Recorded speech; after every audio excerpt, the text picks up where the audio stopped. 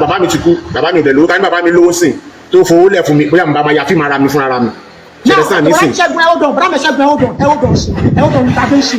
mo fẹ́ sọ reality kan bẹ́ẹ̀ bẹ́ẹ̀ kí ni kan lọ́wọ́ ní pé náà ní sí báyìí sí gbogbo fíìmù tẹ́ ṣe yẹn sí tẹ́ ti ṣe igi arúgbó ibi gíga gbogbo tẹ́ ṣe lọ yẹn sí ẹ lè sọ fún mi pé ẹ ní 100 million lákàntì mi o máa bá yín jà o. mi ò 100 million.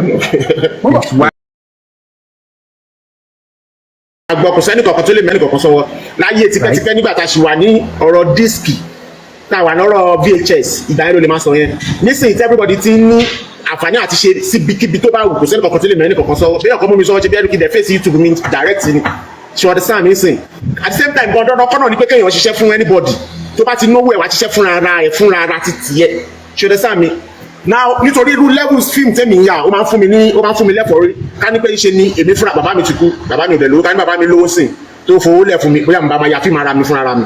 Now, ṣẹ́gun hold on, intervention. Mo fẹ́ sọ reality kan bẹ́ẹ̀ bẹ́ẹ̀ kí ni kan lọ́wọ́ ní pé náà ní sí báyìí sí gbogbo fíìmù tẹ́ ṣe yẹn sí tẹ́ ti ṣe igi arúgbó ibi gíga gbogbo tẹ́ ṣe lọ yẹn sí ẹ lè sọ fún mi pé ẹ ní 100 million lákàntì mi o máa bá yín jà o. mi ò 100 million.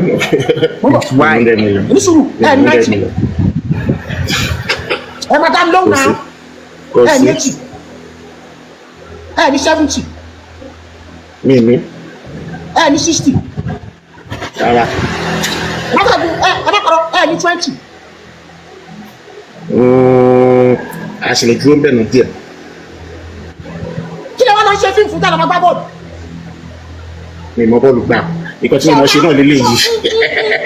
tí mo ń bí ní sí ni pé ṣọ́ọ̀pá ní gbogbo wa láti ti ṣe sínú fíìmù ẹgbẹ́ láti ṣẹ́gun pẹ̀lú gbogbo wa láti ti ṣe sínú fíìmù ẹ̀sìn nǹkan tẹ̀sán fún mi pé sí ẹ̀ wá lórí 2015 10 11 10 6 5. Get one. Bàbá sọ́ni mo sọ́ni last week money àwọn kan rò pé mo ń parọ́ mo ní bọ́lá ṣẹ́gun o wọ́n ṣe wà yẹn o wọ́n náà wà bí 120 something million náà ní bọ́lá ṣẹ́gun sọ pé àwọn yẹn bí 10 5 mílíọ̀nù máa pẹ́ pẹ̀lú 20 tó sọ pé àwọn yẹn mílíọ̀nù bọ́lá ṣẹ́gun máa pa torí pé òun fẹ́ káwọn kó máa pẹ́ bá ṣẹ́gun ògbégùn àbí kò sí kankan lọ́wọ́ ẹni láti ṣẹ́gun ẹsẹ̀ mọ́ ìjẹ́ reality gbogbo. reality ni mo ń bẹ̀ sọ reality ni. báwo ni ṣe máa tẹ́lẹ̀ ní 50 million lákàntì àṣẹ big actor báwo ni ṣe máa tẹ́lẹ̀ ní 100 million lákàntì àṣẹ big actor tí gbogbo orúkọ yìí dẹ̀ popular tẹ́wà lẹ́dúgbẹ̀ tí gbogbo ẹ̀dẹ̀ wá tó kù sílẹ̀ ẹ̀dẹ̀ lẹ́mọ́ra ẹ̀dẹ̀ sọ́sọ́ nípò bí ẹ̀kọ́ àwọn kọ́mọ́ra òkú bí Ṣẹ́gun ògúngbè ọmọ tó lọ́wọ́ Ṣẹ́gun ẹ̀jẹ̀ ti reality ní tí mo sọ sí ẹ̀yà tó ṣe Ṣẹ́gun ọ̀pọ̀ pé bẹ́ẹ̀ ṣe wà ń sin àwọn èèyàn tó wà ní Amẹ́ríkà àwọn audience ní tó wà ní abroad tó wà ní UK tó wà ní Germany tó wà ní all part of the world wọ́n lẹ́bù tó gbé yín sí pé Ṣẹ́gun ti wà òkè Ṣẹ́gun wà òkè onídìí wa Ṣẹ́gun wẹ́n tí wọ́n lọ ya fún mọ́tò bọ̀gùn ló máa ń gbé lọ. irọ́ torí bẹ́ẹ̀. Náà Ráṣẹ́gun lọ́dún wo ni fíìmù wà àti account balance ni. fíìmù ọlọ́run ni mo ṣàlàyé torí gbogbo most fíìmù náà nìyẹn pé marketer ló sponsor most ṣé ti yẹn sìn ó ìdẹ̀mọ̀ pé bàbá ń ṣe iṣẹ́ fún executive producers ní Nàìjíríà tó pọ̀ jù nígbà tí èèyàn ń waste resources ni ìyẹn sìn intellectual property téèyàn ní ẹ̀ bí péèyàn ń waste ẹ̀ just tó bá jẹ́ pé fúnra rẹ̀ ló fowó ẹ̀ ṣe fíìmù ẹ̀ fúnra rẹ̀ ó ti di dandan kó jẹ èrè ẹ̀ gbọ̀ngàn náà fúnra rẹ̀ ṣùgbọ́n lélẹ̀ ìsìn bí ìgbà téèyàn ń ṣiṣẹ́ fún yàn kan ni ìṣepọ̀ ní fún ẹ lówó ọ̀tún kò dàbí ṣùgbọ́n aṣáàdùpẹ́ fọlọ́run ṣe ti yé sìn so èmi nísìn yes. nǹkan tí mo sọ sí pé náà ń sin láìsí marketers yẹn ẹ̀ lè gba fíìmù. for now.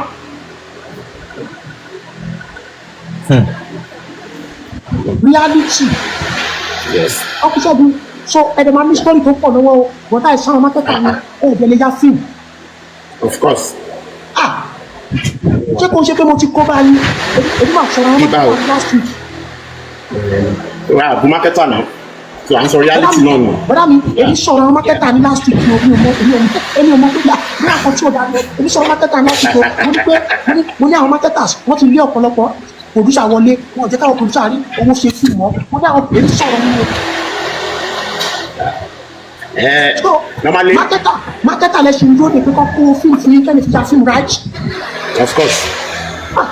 and ṣé torí pé ẹ̀ ń dúró de marketer lẹ́ ẹ̀ ṣe lè sọ gbogbo èyí tó yẹ kẹ́ sọ tán torí mo fi hàn pé ẹ keep àwọn kankan sínú. no reality àwọn nǹkan tí mo rò pé gbogbo nǹkan tá à ń sọ náà nìyẹn gbogbo nǹkan tí mo rò pé sọ nìyẹn. bọ́lá ọ̀sìn ṣe bẹ́ẹ̀ ti ní bọ́lá ṣẹ́gun ṣe bẹ́ẹ̀ ní ẹni YouTube tọ̀dọ̀ tí ń nà ṣe bẹ́ẹ̀ ilẹ̀ sí YouTube yín fúnra yín.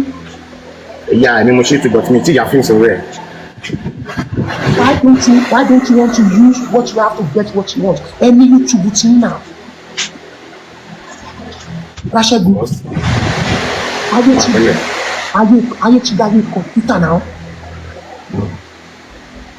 Ramsegun, àwọn ọmọ tí wọ́n ní story tó yín, àwọn ọmọ tí wọ́n ní story tó yín, under film, wọ́n wọ 1 million views under 2 days lórí YouTube now.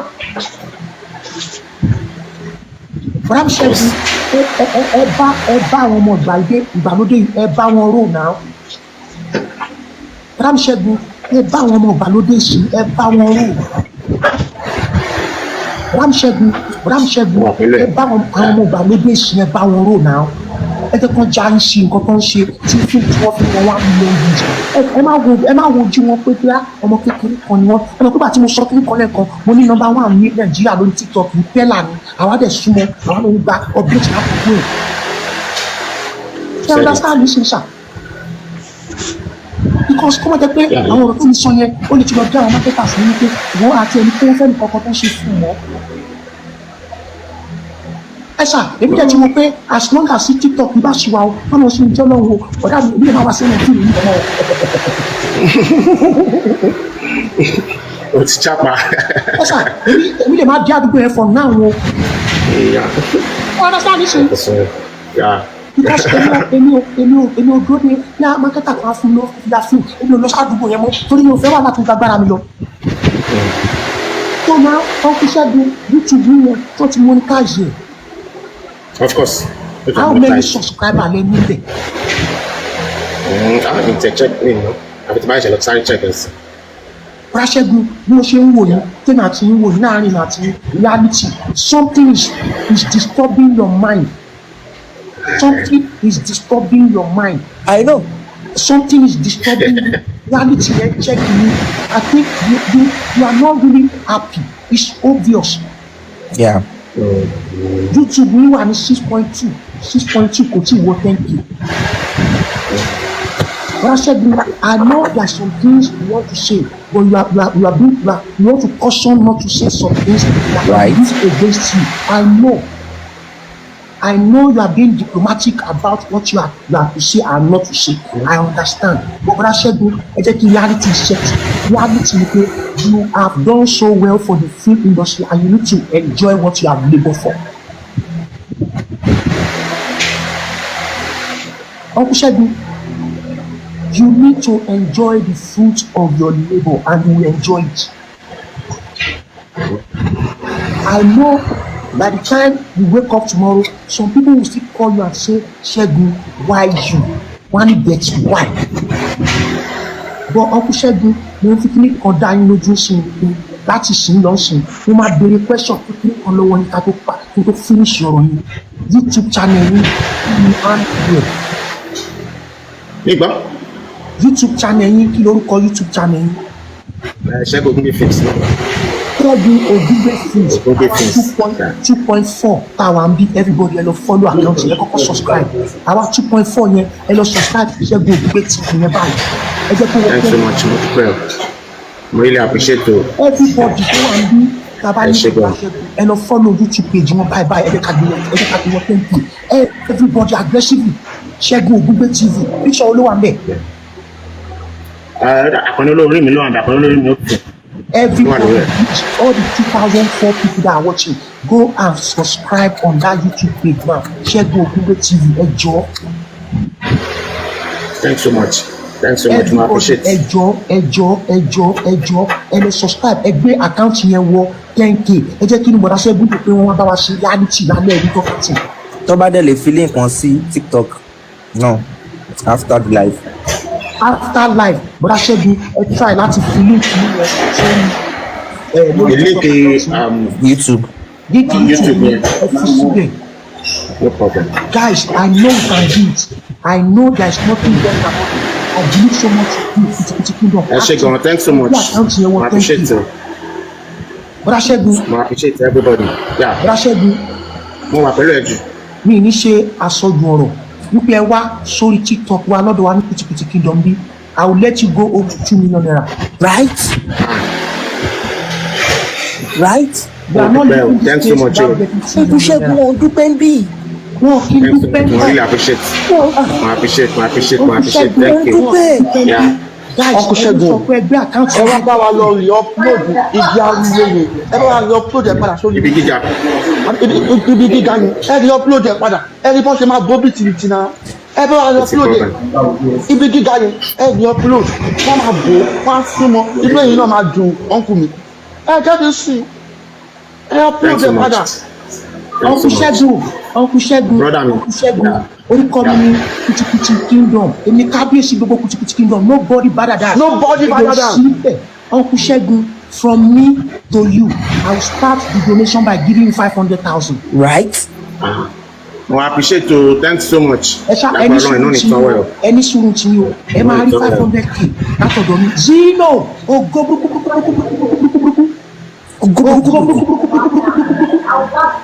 Zino, ògo tí ò gbọ́ nánà.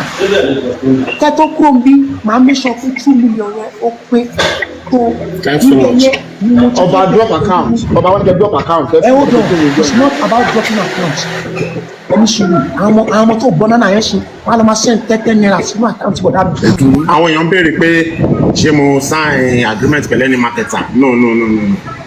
Mi sign agreement pẹ̀lú anybody. Bẹ́ẹ̀ ṣe ń ṣe, ó dàbẹ́ ni pé marketer bí okùn.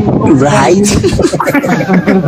A ní jẹ́ kí n sọ fún ẹ gbogbo yẹn sẹ́ ayé àtijọ́ ni kò sí yẹn mọ́ láyé ìsìn ìwọ fúnra ẹ mọ̀ wípé ayé àtijọ́ ni gbogbo yẹn.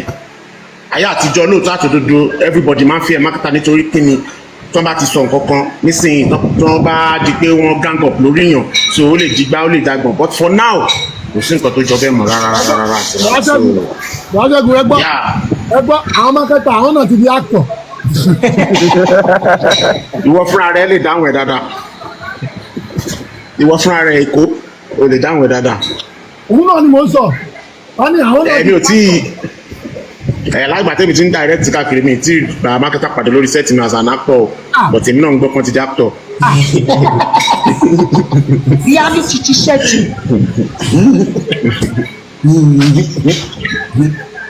Dájọ́ bí wọ́n ṣáà. Àwọn mákẹ́tà náà ṣe ń bọ́ lórí TikTok nìyẹn. Travel ọmọ àtọ́ dọ́dọ̀ yín. No. Ọmọ àtọ́ dọ́dọ̀ yín. Bí ti báwo. Actor unlimited, ó ti fò bá anybody. Àfi sọ̀rọ̀.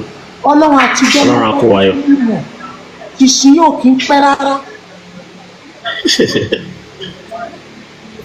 Because Yeah. ní ọmọ bíi tí actor tó ń forí ṣe tó ń fọhùn ṣe tó ń wọnú igbó lọ ya fíìmù tí ò ní mọ́tò mákẹ́tà dẹ̀ nílé 12.